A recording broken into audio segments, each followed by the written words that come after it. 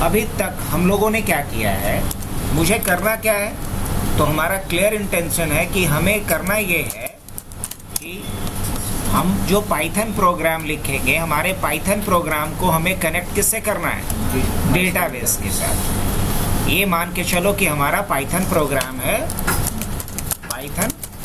है और इस पाइथन प्रोग्राम को हमें कनेक्ट किससे करवाना है, MySQL डेटाबेस के साथ, ताकि हम प्रोग्राम के डेटा को SQL डेटाबेस के अंदर क्या कर सके, स्टोर करवा सके। यही काम है हमारा। तो इसमें पहला फेज क्या होना चाहिए, गेस करो। सबसे पहला फेज क्या होना चाहिए, हमें कनेक्ट करना होगा किसके साथ,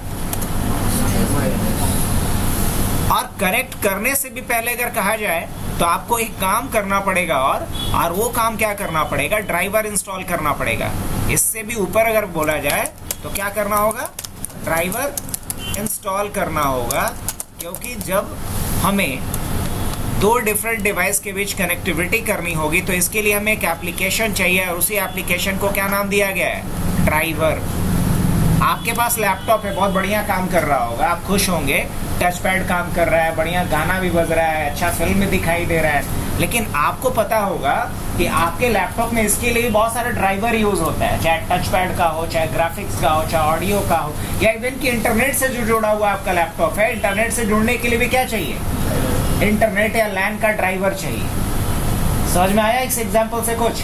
तो जब भी आपका डिवाइस किसी दूसरे सोर्स से कनेक्ट हो रहा है तो कनेक्शन करने के लिए सॉफ्टवेयर चाहिए, और उसी सॉफ्टवेयर को क्या बोलेंगे, ड्राइवर।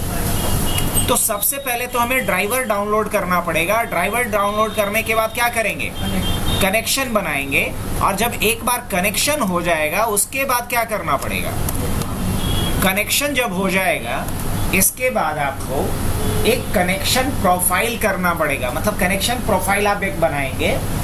अब जब कनेक्शन प्रोफाइल भी मान लो कनेक्ट कर दिया आपने, कनेक्ट कर देने के बाद इस डेटाबेस में ऑपरेशन परफॉर्म करने के लिए हमने क्या पढ़ा है, MySQL में अगर मुझे कोई भी काम करना हो, लाइक मुझे डेटाबेस का लिस्ट देखना हो, कोई नया डेटाबेस बनाना हो, कोई टेबल बनाना हो, टेबल में डेटा डालना हो, टेबल से डेटा को देखना हो, इन तमाम काम को करने के लिए आप क्या यूज करते हैं, क्वेरीज, SQL का क्वेरी। तो SQL का क्वेरी अभी तक हमने कहाँ रन किया है, SQL के घर में जाके कहाँ रन किए हैं, SQL के घर में। मान लो कोई मेहमान घर में आए हो और उनको खाना खिलाना हो, तो वहाँ अप्रोच और उन मेहमान के घर तक खाना पहुँचा के उनको खाना खिलाना हो, दोनों अप्रोच अलग होगा कि एक ही होगा, अलग होगा ना। तो अभी तक जो MySQL का क्वेरी हमने रन किया है वो कहाँ किया है, अभी तक MySQL का क्वेरी जो भी हमने रन किया है वो SQL के घर में जाके किया, मतलब इसके प्रॉम्प्ट पे जाके किया है। लेकिन अब मुझे इस SQL क्वेरी को कहाँ रन करना है, पाइथन के थ्रू रन करना है। तो आप जैसे MySQL के घर में जाके क्वेरी लिख देते थे ना, वैसे लिखेंगे तो डायरेक्ट रन नहीं होगा। तो इसके लिए क्या करना पड़ेगा, इसे रन करने के लिए मुझे एक ऑब्जेक्ट बनाना पड़ेगा कर्सर का। क्या बनाना होगा, कर्सर का ऑब्जेक्ट बनाना पड़ता है। क्या बनाना पड़ता है, कर्सर का ऑब्जेक्ट बनाना पड़ेगा। क्योंकि ऐसा समझ लो कि कर्सर समझ लो कि एक एजेंट है जिसके पास पूरा अथॉरिटी है SQL पे कोई भी क्वेरी रन करने का। तो हमें उस एजेंट से कंसल्ट करना पड़ेगा। तो कर्सर का जब ऑब्जेक्ट बनाएंगे तभी हमारे पास ये पावर आएगा हमारे पाइथन प्रोग्राम के अंदर कि हम SQL का कोई क्वेरी पाइथन में रख के रन कर सकेंगे। तो पहला फेज क्या था, ड्राइवर इंस्टॉल करना। दूसरा फेज क्या था, कनेक्ट करना। तीसरा फेज क्या था, अब अगर नेक्स्ट फेज की बात करें, हम ऐसे क्यों समझा रहे, चाहे तो हम डायरेक्ट कोड भी लिखवा देते, लेकिन फिर आपको रटना पड़ जाता। लेकिन जब आप ऐसे समझे हुए रहोगे, कभी स्टेप भूलोगे भी ना, तो आप कनेक्ट कर पाओगे खुद से कि अरे हमें पहले ये काम करवाना था, फिर ये काम करना है। तो पहले ड्राइवर डाउनलोड करो, फिर क्या करो, कनेक्ट करो। कनेक्ट करने के बाद क्या करना है, कर्सर का ऑब्जेक्ट बनाओ। चलो कर्सर का ऑब्जेक्ट भी बन गया, उसके बाद क्या करना है, कर्सर का ऑब्जेक्ट बन गया, उसके बाद भी कुछ करना है, हाँ करना है ना। उसके बाद हमें रन करना है क्वेरी को। क्या करना है, रन करना है क्वेरी को, जो भी क्वेरी आपको रन करना है। अब जब आप क्वेरी रन करेंगे तो टेम्पररी वो डेटा फीड होगा किसके अंदर, MySQL के अंदर, लेकिन आपको डेटा तो परमानेंटली डालना है ना। तो MySQL का जो क्वेरी होता है डेटा डालने के लिए, उस क्वेरी को क्या बोलते हैं, SQL का वो क्वेरी जो टेबल के अंदर रिकॉर्ड इंसर्ट करता है या रिकॉर्ड को अपडेट करता है या रिकॉर्ड को डिलीट करता है, उस क्वेरी लैंग्वेज को क्या नाम दिया गया है?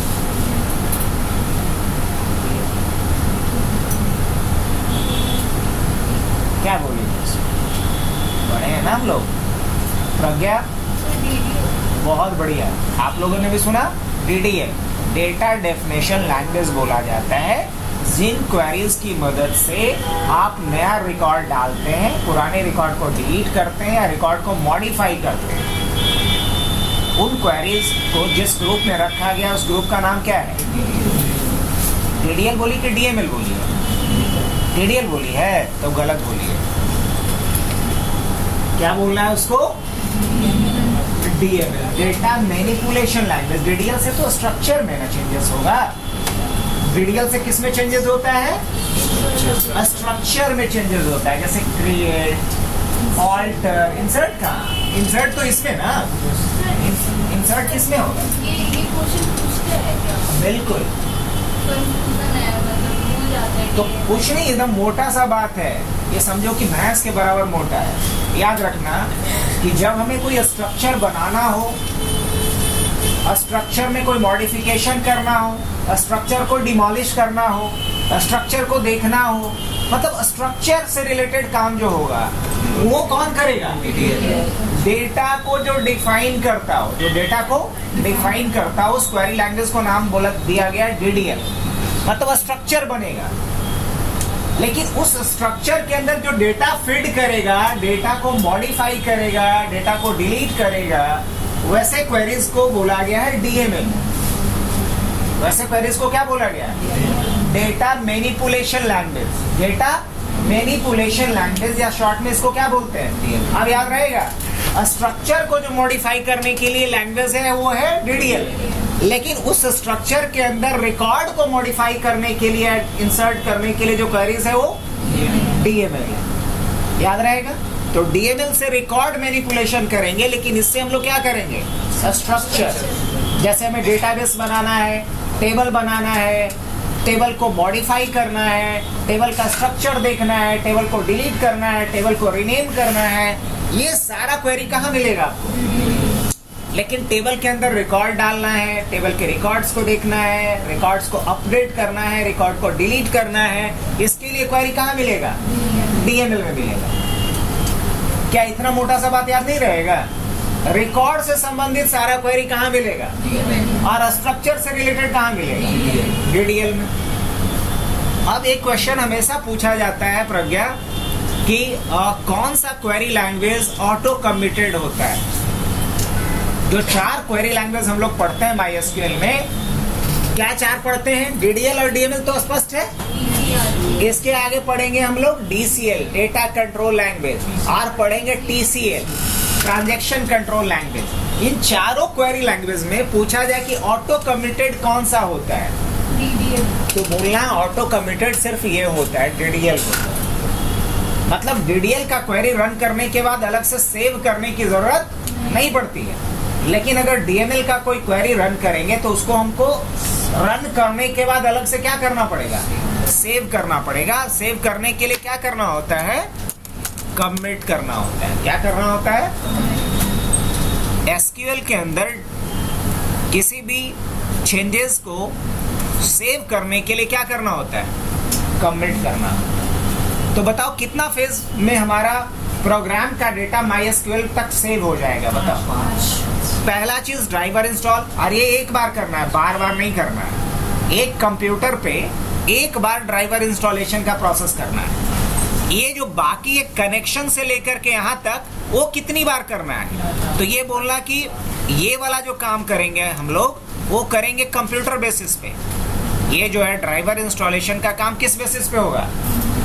कंप्यूटर पे। लेकिन ये जो 4 काम हमने लिखा है वो किस बेसिस पे होगा? कंप्यूटर बेसिस पे बार बार, या प्रोग्राम बेसिस पे बात, प्रोग्राम बेसिस पे जितना प्रोग्राम, हर प्रोग्राम में ये 4 स्टेप आपको फॉलो करना पड़ेगा। कनेक्शन करना, कर्सर ऑब्जेक्ट बनाना, क्वेरी को रन करना उस कर्सर ऑब्जेक्ट के द्वारा। क्वेरी कौन रन कर सकता है? Cursor object. और लास्ट में क्या करना, उसको सेव करना। समझ में आया मोटा मोटी? तुम्हें समझ में आ रहा है ये बात? इस डेटाबेस में पाइथन प्रोग्राम के जरिए डेटा को पहुंचाने के लिए मुझे 5 फेज में काम करना पड़ेगा। ये जो पहला फेज मैंने दिखलाया वो एक बार एक कंप्यूटर पे ही करना पड़ेगा पूरे लाइफ में। लेकिन ये वाला जो 4 काम हमने दिखाया है वो हर प्रोग्राम के लाइफ में एक बार करना पड़ेगा। इसको डेटाबेस में हम लोग कमिट करते हैं तो उस पर प्रॉपर वर्क करते हैं। हाँ,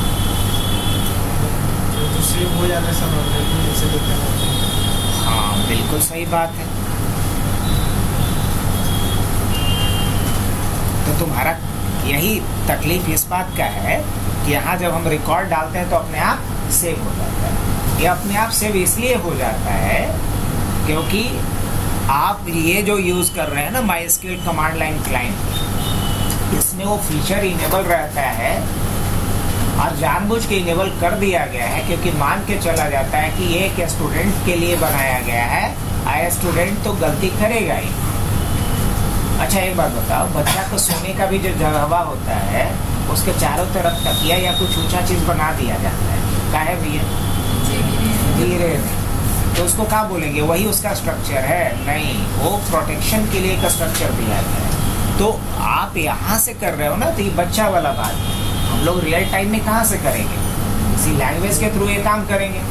डेटाबेस में जाके यहाँ से थोड़ी काम करना है रियल टाइम में। रियल टाइम में तो हम एप्लीकेशन के थ्रू काम, जो काम आज के डेट में होता है डिस्ट्रीब्यूटेड वे में होता है। डिस्ट्रीब्यूटेड वे कहने का मतलब डेटाबेस कहीं और, एप्लीकेशन कहीं और डेटाबेस तक डेटा को पहुंचाना, यहाँ से डेटा को रिट्रीव करके एप्लीकेशन में डेटा दिखाना, ही ना होता है रियल टाइम में। अब सोचो कि तुम्हारे मोबाइल में फ्लिपकार्ट इंस्टॉल है, तो फ्लिपकार्ट में दिख रहा है प्रोडक्ट, उसका प्राइस, डिटेल्स, तो तुम्हारा मोबाइल में है कि उसके डेटाबेस सर्वर के ऊपर है, लेकिन दिख कहाँ रहा है? अलग अलग यूजर्स को अलग अलग। तो आज के डेट में जो डेटा रहता है वो किस फैशन में रहता है? Distributed fashion. इसको बोला जाता है प्रोग्रामिंग के टर्म में डिस्ट्रीब्यूटेड। जब हम लोग कोई लैंग्वेज पढ़ेंगे, जैसे अभी जावा ही पढ़े थे, तो उसमें एक टर्म हमने लिखा था डिस्ट्रीब्यूटेड। इसकी खासियत होता है मतलब डेटाबेस कहीं और पड़ा होगा, अलग अलग सर्वर्स पे, एप्लीकेशंस कहीं और पड़े होंगे और दोनों आपस में मिल करके सिंक करके काम करेंगे। तो उन केसेस में ऑटो कमिट नहीं होता है। ऐसे तेरी गलतफहमी दूर करने के लिए मैं एक छोटा सा काम करता हूँ। यहाँ भी हम क्या कर सकते हैं, उस फीचर को ऑफ कर सकते हैं ऑटो कमिट वाले। इसका जो कंसर्न था तुम लोग को समझ में आया? Yes sir. क्या बोला ये अभी? हाँ, इसमें हमको कमिट नहीं करना पड़ता है, फिर भी जब हम इंसर्ट करते हैं रिकॉर्ड्स को तो वो हमें अगली बार मिल जाता है। यही बात है ना? ठीक है। कल लास्ट टाइम में कौन सा डेटाबेस बनाए थे? नहीं, कौन सा डेटाबेस में काम कर? माई डीबी में ना? तो चलो ओपन कर लेते हैं। यूज माई डीबी, ये सबके पास है ना? देखो तो, यूज माई डीबी। अब जो कल नहीं आया होगा उसके पास नहीं होगा।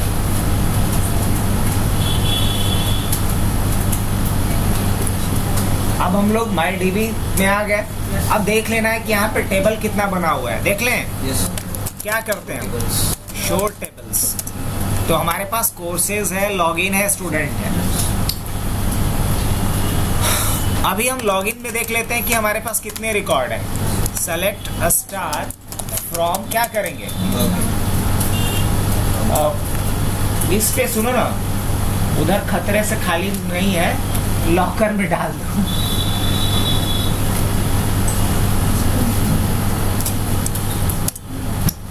अभी इसमें टोटल कितना रिकॉर्ड दिख रहा है? कितना रिकॉर्ड दिख रहा है इसमें? 2 रिकॉर्ड दिख रहा है मेरे को। अब हम चाहते हैं कि नया रिकॉर्ड जब डालें, कमिट करें तभी सेव हो, अदरवाइज सेव ना हो। तो इसमें ऑटो कमिट क्या रहता है? इनेबल रहता है। मुझे ऑटो कमिट को क्या करना पड़ेगा? कैसे कीजिएगा? तो इसके लिए लिखना होता है सेट ऑटो कमिट और इक्वल टू क्या कर दो यहाँ पे 0। सेट ऑटो कमिट क्या कर दिया हमने 0। अब एक नया रिकॉर्ड डाल के देखते हैं ना। इंसर्ट इनटू क्या कर देते हैं, टेबल का नाम क्या है अपना लॉगिन और क्या करते हैं हम लोग डायरेक्ट वैल्यू जैसा लिख सकते हैं कि नहीं यस और नाम क्या डाल देते हैं प्रिंस और प्रिंस का ईमेल आईडी क्या डाल देते हैं pr@hub.net और उसके बाद क्या डाल देते हैं इसका password like abc@123। Record insert हो गया। अब दोबारा देख लेते हैं हम लोग। तो रिकॉर्ड देखो प्रिंस का आ गया यहाँ पे। अब सवाल ये है कि अगर हम इस कंसोल को बंद करके ओपन करेंगे तो प्रिंस दोबारा दिखेगा कि नहीं दिखेगा? नहीं दिखेगा, क्योंकि ऑटो कमिट को मैंने क्या करके रखा है डिसेबल करके रखा है। चलिए मैंने इसको बंद कर दिया। बंद करने के बाद दोबारा मैं क्या कर रहा हूँ MySQL ओपन किया, password use my DB। Process समझ में आ रहा है ना जी? अब चलो यहाँ क्या लिखेंगे हम सेलेक्ट स्टार फ्रॉम कहाँ से my bad select star from login ना। कुछ समझ में आया तो बताओ। अब मान लो वही मैं फिर से करता हूँ सेट ऑटो कमिट और यहाँ पे ऑटो कमिट फिर से 0 कर देता हूँ और उसके बाद फिर से रिकॉर्ड डालता हूँ इंसर्ट इनटू लॉगिन और उसके बाद क्या डाल देता हूँ वैल्यूज प्रिंस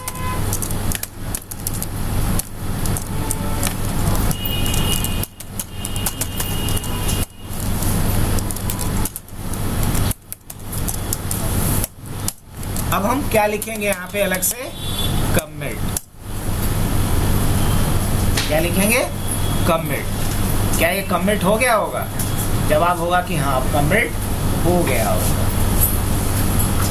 एक आध बीच में सीट है हो हाँ है। हाँ इधर थोड़ा शिफ्ट कर जाओ तो इस पर बैठ जाएगी। हाँ इधर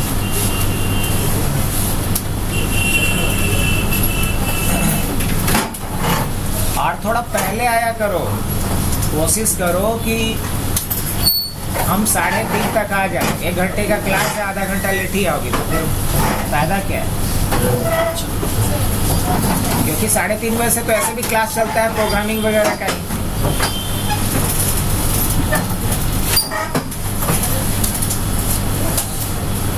सबमिट कर दिए। अब अगर मैं इसको क्लोज करता हूँ और दोबारा अगर ओपन किया तो इस बार मुझे प्रिंस का रिकॉर्ड दिखेगा कि नहीं दिखेगा? तो तुम लोग को एक नया चीज सीखने को मिला ऑटो कमिट का कॉन्सेप्ट यूज माई DB। उसके बाद क्या करते हैं हम लोग सेलेक्ट स्टार फ्रॉम लॉगिन।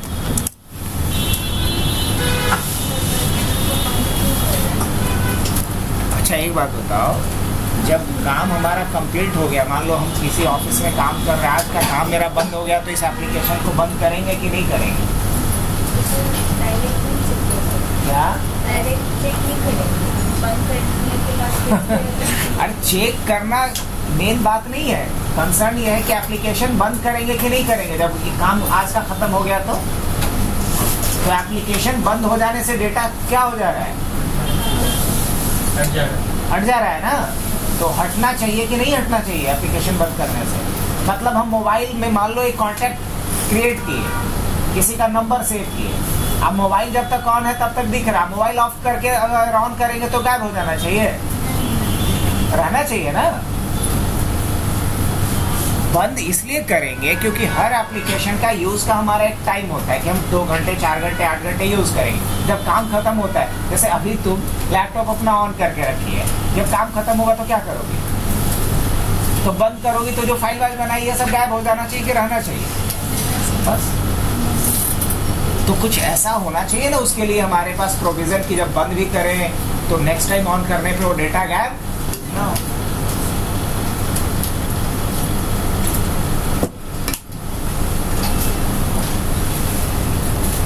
चलो अब आ जाए मुद्दे पे। तो अभी तक हम लोगों ने ये समझा पूरा प्रोसेस। अब देखते हैं कि पाइथन तो हम लोग के पास है ही पहले से। अब उसके बाद हम लोगों को MySQL भी है अपने पास पहले से। कल क्या करवाए थे एक्स्ट्रा, ये बताइए। कल करवाए थे हम लोग, क्या याद है? पीप फ्रीज करके देख लिया जाए। इससे ये पता चल जाएगा कि क्या हमारे पास MySQL कनेक्टर है कि नहीं। देखो तो ये वाला सब में दिख रहा है क्या? अगर ये दिख रहा है तब तो आपको फिर से ड्राइवर इंस्टॉल करने का जरूरत नहीं। अगर ये ऑप्शन दिख रहा है तो कल इंस्टॉल करना है। चेक करो एक बार अपना अपना सब लोग।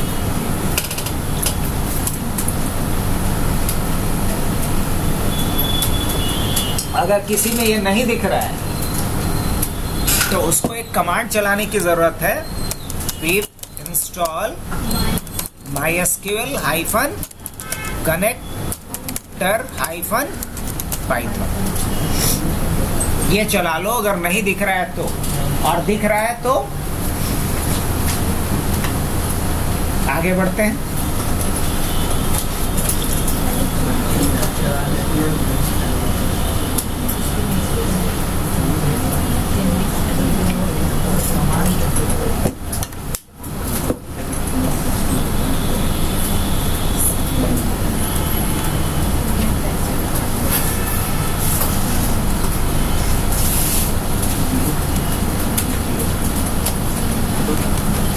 हो गया सबका?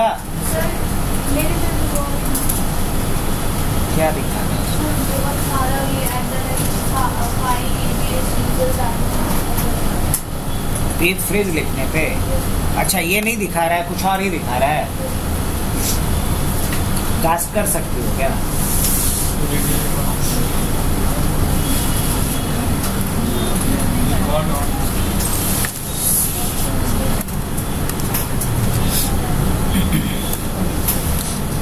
चलिए अब हम लोग पाइथन के साथ डेटाबेस को कनेक्ट करना सीखते हैं। पाइथन के साथ यहाँ तक मान के चलूँ कि मेरा ड्राइवर इंस्टॉल हो चुका है ना? अब ड्राइवर इंस्टॉल होने के बाद एक पाइथन का प्रोग्राम लिखें और तब हम MySQL डेटाबेस के साथ क्या करेंगे? तो पाइथन प्रोग्राम लिखने के लिए हम लोग क्या करते हैं? किसमें लिखोगे, VS कोड में कि IDLE में? किसमें? VS कोड में ना? तो चलो सबके पास VS कोड है ही, तो हम लोग एक CRUD के नाम से फोल्डर बना लें। एक हम CRUD के नाम से फोल्डर बना लेते हैं और इस फोल्डर को ओपन कहाँ कर लेंगे? VS कोड में। VS कोड में लिखोगे तो एक फायदा रहेगा कि आपको सजेशन वगैरह मिलता रहेगा। IDLE में वो चीज नहीं मिलेगा आपको। उम्मीद है यहाँ तक भी पहुँच गए होंगे हम लोग। फाइल नहीं, फोल्डर बनाना है डेस्कटॉप पे CRUD के नाम से और उसे ओपन करना है कहाँ? VS code. पाइथन इंस्टॉल हो गया इस पे। तुम कोड कैसे करेगी? पहले पाइथन पे इंस्टॉल कर लो। बता दो राहुल, करवा। क्या किया जाए? सब लोग, तुम लोग ऑड इवन पे चलते हो। आज हो आया है तो कल हो नहीं आएगा। केजरीवाल का क्या हाल हुआ देखा ना? चलो एक नया फाइल बना दिया जाए। Yes sir. प्लस वाले पे क्लिक करते हैं और फाइल का नाम क्या डालते हैं? फाइल का नाम हम डालते हैं, मान लो CRUD ऑपरेशन करना है मुझे, तो मैंने इसका नाम रख दिया क्रिएट। रख दूं? CRUD में 4 ऑपरेशन होना है, क्रिएट, रीड, अपडेट और डिलीट। तो मैंने इस फाइल का नाम ही क्या रख दिया है? create.py। नाम ऐसे कुछ भी रख सकते हैं बट एक्सटेंशन .py रखना होगा। देखो तो यहाँ तक साथ साथ हैं हम लोग क्या? Yes sir. पीछे नहीं ना हुए हैं कोई?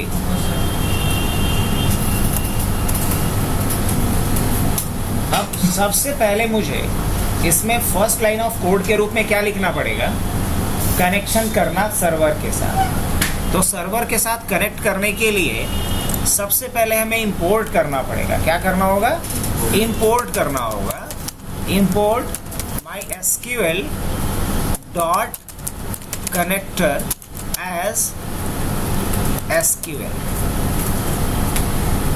मैंने क्या लिखा?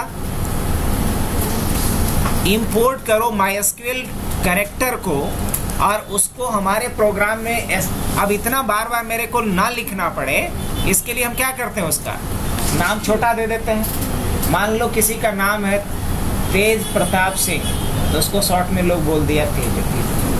तो उसी तरीके से हमने क्या लिखा है यहाँ पे, MySQL डॉट कनेक्टर को हमारे प्रोग्राम में किस नाम से हम कॉल करेंगे? SQL के नाम से कॉल करेंगे। हो सकता है कि नहीं? हालांकि ये ऑप्शनल है, नहीं भी लिखते तो चलता है आगे, लेकिन अगर ये नहीं लिखते तो मुझे जहां भी जरूरत पड़ता तो पूरा ये लिखना पड़ता MySQL डॉट कनेक्टर। लेकिन अब जहां भी जरूरत पड़ेगा MySQL डॉट कनेक्टर का, सिर्फ मैं क्या लिखूंगा? SQL। फ्रॉम करके लिखते हैं तो वो भी नहीं लिखना, वो भी लिख सकते थे, ये भी लिखने का एक तरीका है। सोचे कुछ नया भी सीखें, बढ़े आगे। तुम ये वाला बोल रहे हो कि from MySQL dot connector import star, ऐसे ना? हाँ, ऐसे भी कर सकते हैं, लेकिन अभी इस स्टाइल में सीखते हैं। तो बढ़े आगे। तो ये वाली जो लाइन हमने लिखा है, इस लाइन का क्या मतलब है सबको समझ में आ रहा है? क्या इस लाइन का मतलब है? Import MySQL connector in this program, यही बोलेंगे ना। अब अगली लाइन में क्या करना होगा मुझे? अब मुझे एक कनेक्शन प्रोफाइल बनाना है। Create a connection profile to connect with MySQL server. MySQL server से कनेक्ट करने के लिए मुझे क्या करना पड़ेगा? एक कनेक्शन प्रोफाइल बनाना होगा, और कनेक्शन प्रोफाइल बनाने के लिए आपको लिखना होगा SQL डॉट कनेक्ट। क्या लिखना होगा? SQL dot connect. अब ये जो कनेक्ट मेथड है, कनेक्ट क्या है? एक मेथड है जो किसके पास है? इस कनेक्टर के पास है। तो हमने इसीलिए लिखा है SQL डॉट कनेक्ट। बट ये जो कनेक्ट मेथड है, इसको कम से कम 3 आर्गुमेंट चाहिए, कम से कम 3 आर्गुमेंट। अब क्या क्या? पहले तो इसको चाहिए कंप्यूटर या सर्वर का नाम। पहले क्या चाहिए? सर्वर का नाम। तो सर्वर का नाम क्या है? सर्वर का नाम होता है बाय डिफॉल्ट लोकल होस्ट। क्या नाम होता है? अब आपको समझाने के लिए फिर से हम एक बार फ्लैशबैक में लेके चले। देखिए, आपके सर्वर का नाम क्या है? Local host. तो आप लोकल होस्ट डाल सकते हो, और नहीं तो कोई अगर यहाँ IP दिखता तो IP डाल देते। तो फिलहाल हम क्या डालेंगे? अभी लोकल होस्ट डालेंगे। तो हमने लिखा यहाँ पे होस्ट इक्वल टू क्या डालेंगे? लोकल होस्ट, यही ना? होस्ट क्या होगा? लोकल होस्ट होगा। यूजर क्या होगा? यूजर क्या होगा? तो हम लोग रूट यूजर से लॉगिन करेंगे MySQL सर्वर के ऊपर। अब उसके बाद आपको क्या देना होता है? या तो पासवर्ड पूरा लिखो या पास WDV लिख सकते हो। पासवर्ड क्या डालेंगे? तो रूट का पासवर्ड हमारे केस में क्या है? 1 से लेके 8 तक, यही है ना? रूट के लिए पासवर्ड क्या है हमारे पास? 1 से लेके 8 तक। अगर हमें किसी डेटाबेस के साथ भी जुड़ना है तो हम लिखेंगे डेटाबेस, और मान लो हम किस में काम करना चाह रहे हैं? MyDB में काम करना चाहते हैं। ये हमारा एक कनेक्शन प्रोफाइल बना, लेकिन इसको कहीं हम क्या करेंगे? स्टोर करेंगे। कहीं क्या करेंगे? हम स्टोर करेंगे। तो इसे हम स्टोर कर लेते हैं कहाँ? एक वेरिएबल के अंदर, जिसका हमने नाम रखा क्या? MyCon। उस वेरिएबल का नाम क्या रख लिया? MyCon।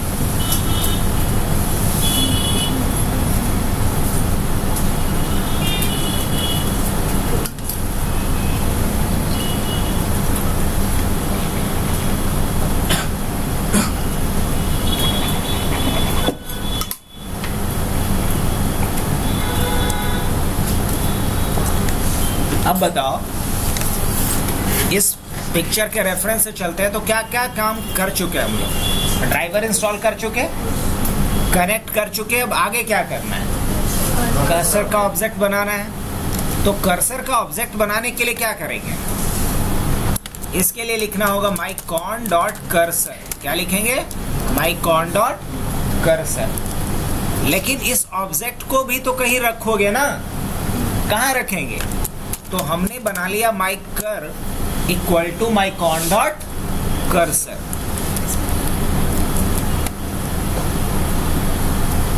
mycur क्या है? एक वेरिएबल है, और इसमें हमने किसका एड्रेस रख लिया? कर्सर ऑब्जेक्ट का।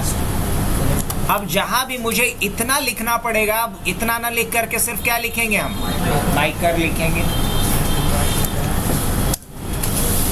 और ये वाली लाइन मैंने क्या किया है?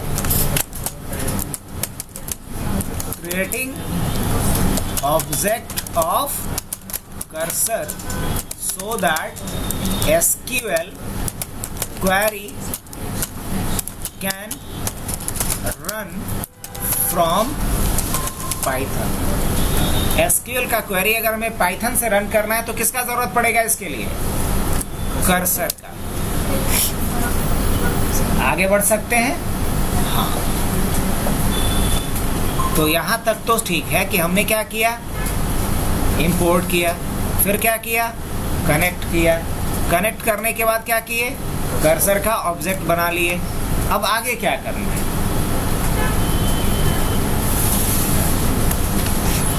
आगे क्या है?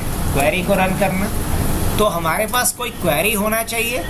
चलो मान लेते हैं कि एक क्वेरी हमारे पास है, और क्वेरी के लिए एक वेरिएबल हमने लिख लिया क्यू, और क्यू में हमने कुछ नहीं रखा, बस रख लिया हमने शो डेटाबेसेस। क्या रख लिया? Show databases. क्या ऐसा लिख सकते हैं? हाँ बिल्कुल लिख सकते हैं, शो डेटाबेसेस। ये भी तो एक एसक्यूएल का क्वेरी ही है ना। अब इस क्वेरी को हमें क्या करना है? हमने क्या किया यहाँ पे? राइट किया, right SQL query in Python. हमने पाइथन में एसक्यूएल क्वेरी को राइट किया। हर एक लाइन का मतलब मैं कमेंट के रूप में लिख दे रहा हूँ। बावजूद इसके अगर नहीं समझ में आएगा तो बोलना, कोई दूसरा उपाय निकाला जाए।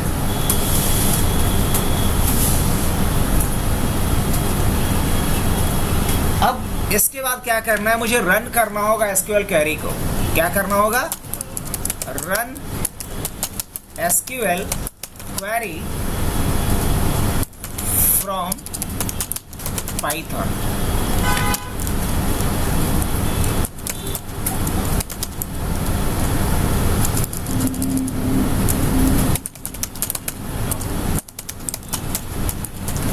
कर्सर ऑब्जेक्ट का यूज करके क्या करेंगे हम? हाँ, प्रोग्राम को रन कर सकते हैं। कैसे? क्या लिखना पड़ेगा मुझे? mycur dot execute. एक मेथड होता है इसके पास, एग्जीक्यूट। अब एग्जीक्यूट को क्या चाहिए? तो एग्जीक्यूट को चाहिए क्वेरी। और क्वेरी किस में लिखा गया है? क्यू में।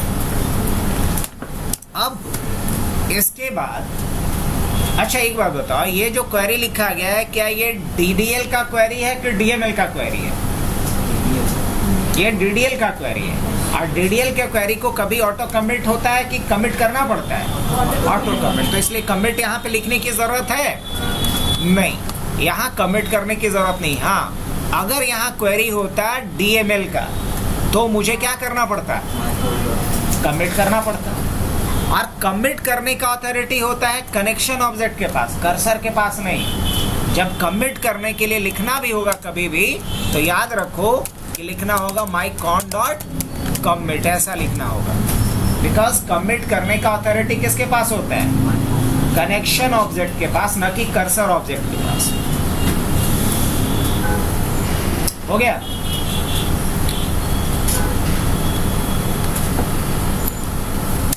अब सवाल ये है कि हमें देखना है कि अगर कनेक्ट हुआ तो जो डेटाबेस आया उसका लिस्ट तो होगा ना हमारे पास, कि नहीं होगा?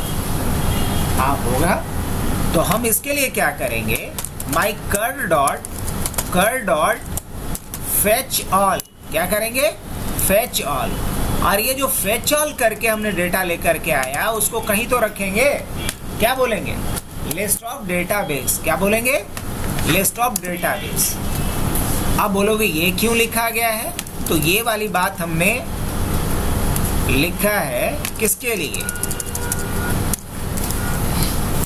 फेच मतलब होता है किसी चीज से निकालना, है ना, अलग करना। फेच ऑल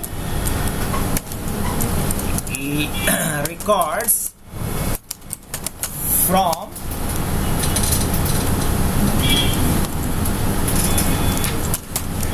buffer, है ना।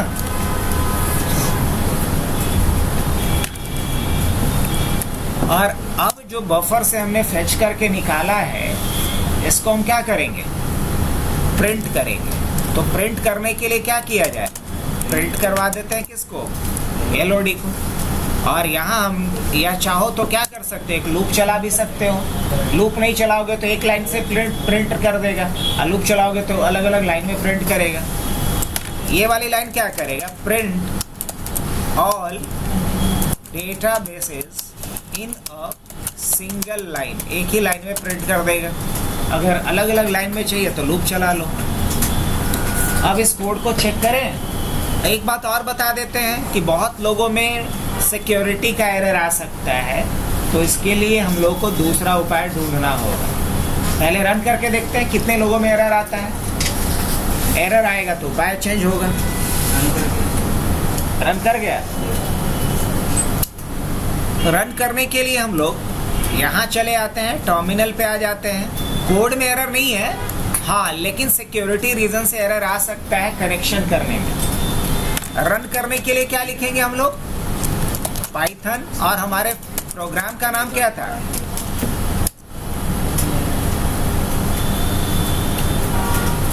हमारे पास एक लिस्ट के रूप में जितना भी डेटाबेस था सब प्रिंट कर दिया। लेकिन अगर हम लाइन बाय लाइन चाहते तो क्या करना पड़ता अपने को, अगर लाइन बाय लाइन चाहते तो मेरे को ये करना पड़ता, for D in database in D in Elodie, है ना। एलओडी से एक एक नाम को लेकर के आओ और इसको क्या करते जाओ, प्रिंट करते जाओ। अब जरा आउटपुट देखेंगे तो कैसा आएगा, अलग अलग लाइन में प्रिंट करके दिखाएगा मुझे। List of database Bihar, hubnet, India, my DB, ऐसा आ रहा है सबका। अच्छा, कोड देखना है, देखो और लिखो। जब पहुंच जाना तो बोलना, फिर आगे बढ़ेंगे।